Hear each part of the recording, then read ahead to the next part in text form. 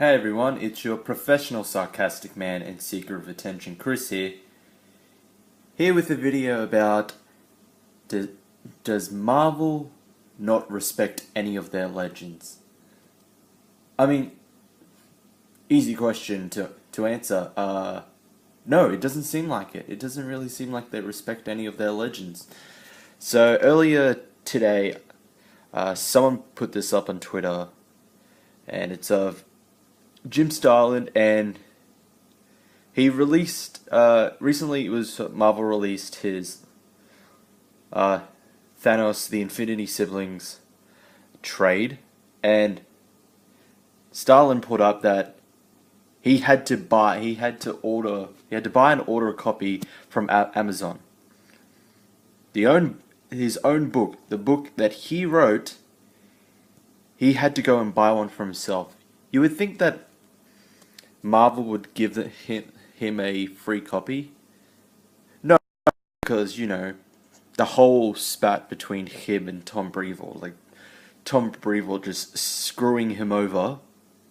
It's like, oh hey, you know that Thanos story you're writing? Well, we're gonna have someone else do it. Oh, we don't care that you've done it already and you already pitched it to me or anybody else. Like who cares? We're gonna go with that story. And just pretty much gave the finger to Starlin. It's disgusting. That's what it is. There's no respect for Jim Starlin.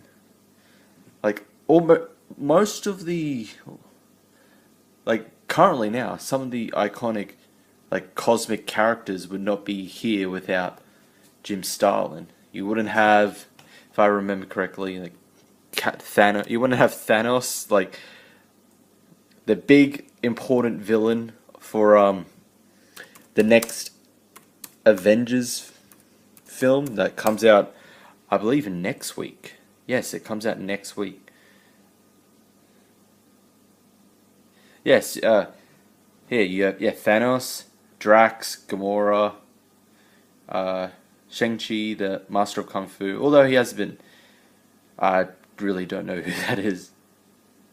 But Master of Kung Fu hasn't had anything recently. I mean, they had a one-shot, which for no reason at all. But you wouldn't have one of Marvel's biggest villains without Jim Starlin. You wouldn't have Drax and Gamora, which are popularized in the films right now, in the Guardians of the Galaxy films. He was responsible for revamping Captain Marvel, Adam Warlock. This is just for Marvel. Not going to talk about his DC stuff, but this is just Marvel. And after Brevoort pretty much forced him to leave, or just Starlin deciding, screw this, I'm leaving. This is how you're treating me. I'm out of here, which I completely understand. From everything I saw, everything I read, everything I heard of when that happened, Starlin got screwed over because he had an idea for a Thanos storyline. They chose not to go with it. Oh no, it was the actual Thanos series that was happening. There was a similar storyline to what Starlin wanted to write. But they decided to go with the series instead of Jim's work. Despite the fact that Jim was, I think, at that time was almost finished with it and almost ready to release, if I remember correctly, ready to take it to get it printed and everything, and they just screwed him over. And Jim isn't the only one that Marvel has kind of disrespected recently, or in these past couple of years. I talked about this in my DC versus Marvel 2018 Year of Weddings video. Shameless shilling is shameless. Chris Claremont is coming back for the X-Men Wedding Special Volume 1, which isn't actually the wedding. It's the bachelor and bachelorette parties, and he is writing a story. So he is not even writing the main stories of this special. What was the point of getting Chris Claremont back for it if he's just going to write a side story in a wedding special? Why don't you have him writing or co-writing the actual wedding issue itself? He is one of the co-creators of Kitty Pryde. No respect there. And then you had the same stuff during when, for the 100th, for Jack Kirby's 100th birthday. See, DC actually did something. They released 6 special one-shots about Jack Kirby's famous DC creations, and also during the same time that year there was a Commandy Challenge series, there was a Forager series, and the Mr. Miracle series as well. So it was a good year for Kirby. It was a very good year for Kirby. But over in Marvel, what did they do? Oh, let me guess. They did variant covers, because that's all Marvel cares about nowadays, is why put any effort into promoting our books or getting actual good writers and artists when we can just have 20 million variants for every one of our titles, and they're all going to be completely pointless. It's lazy. And also they just reprinted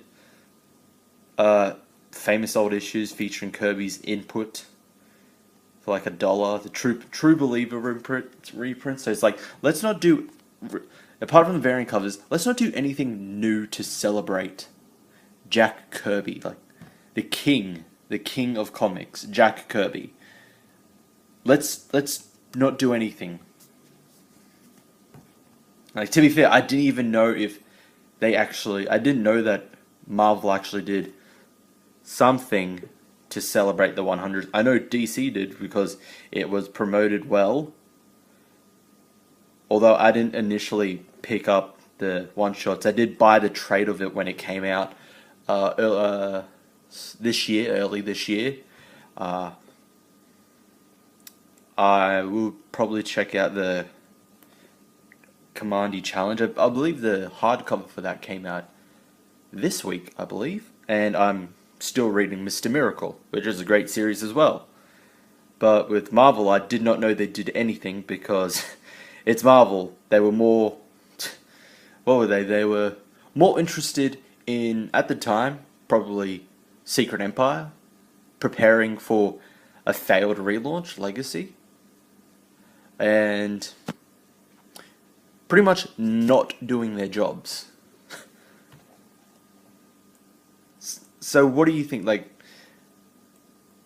does Marvel have no respect for any of their legends? Like, some of their stuff would not be here without Starlin, without Claremont, and without Kirby. And do you think they properly celebrate their works? They properly respect them? From what we've seen so far this year and last year, no. It does not seem like it. I don't think they really care.